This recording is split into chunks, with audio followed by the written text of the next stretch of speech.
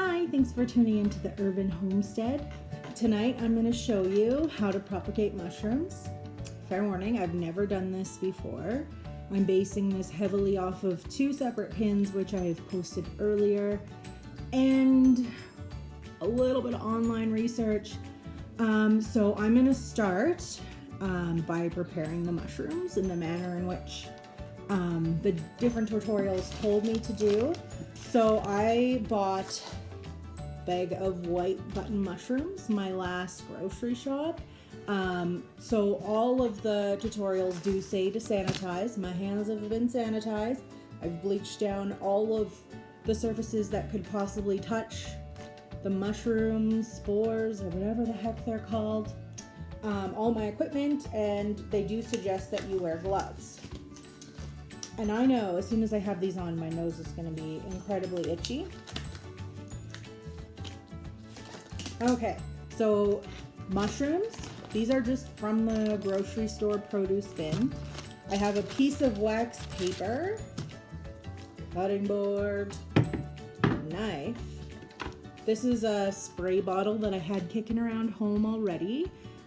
Because it does just say not to traditionally water the mushrooms, just to kind of spray them.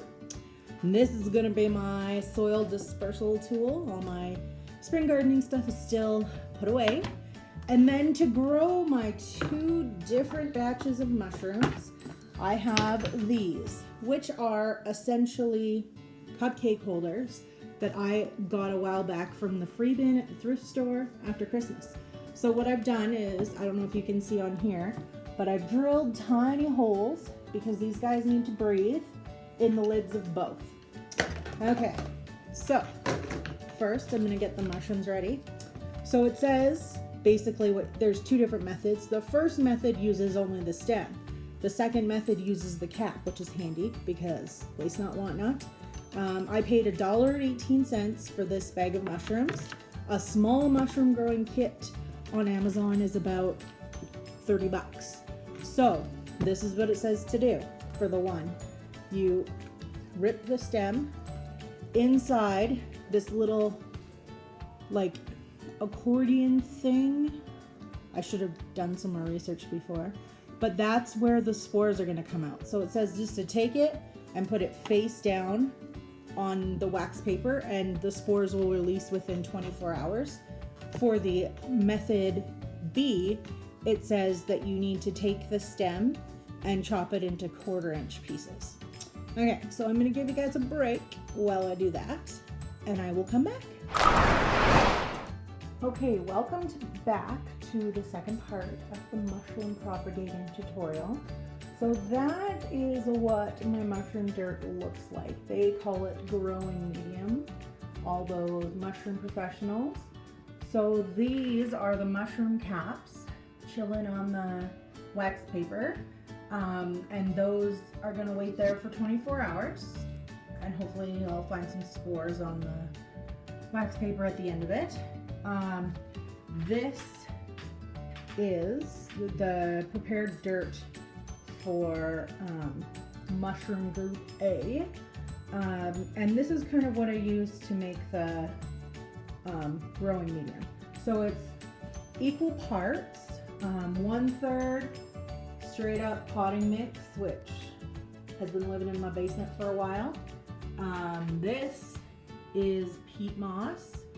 So this particular peat moss is 100% natural coconut fiber, and the peat moss just needs to be misted with some water, and then it's ready to go. So I've mixed that all up with some coffee grounds and ripped up newspaper shreds that I've sterilized in the oven. And so to sterilize those, all I did was I put them in actually this roasting pan, misted them until they were damp, and cooked them in the oven for an hour at 170 degrees. So here are my minced mushroom stems, and I think we're ready to go.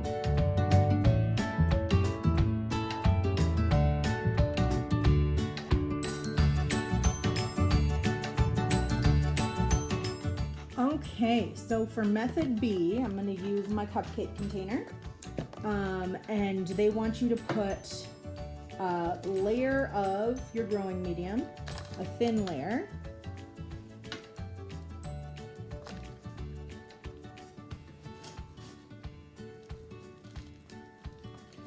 Okay, thin layer of growing medium. I'm going to spread that out. And then they say to slightly moisten. Oh, okay. So then it says to put a layer of the mushroom stems.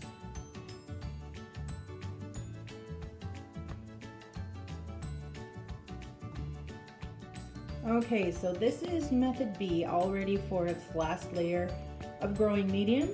Then I'm going to mist it, put the lid on it, and leave it.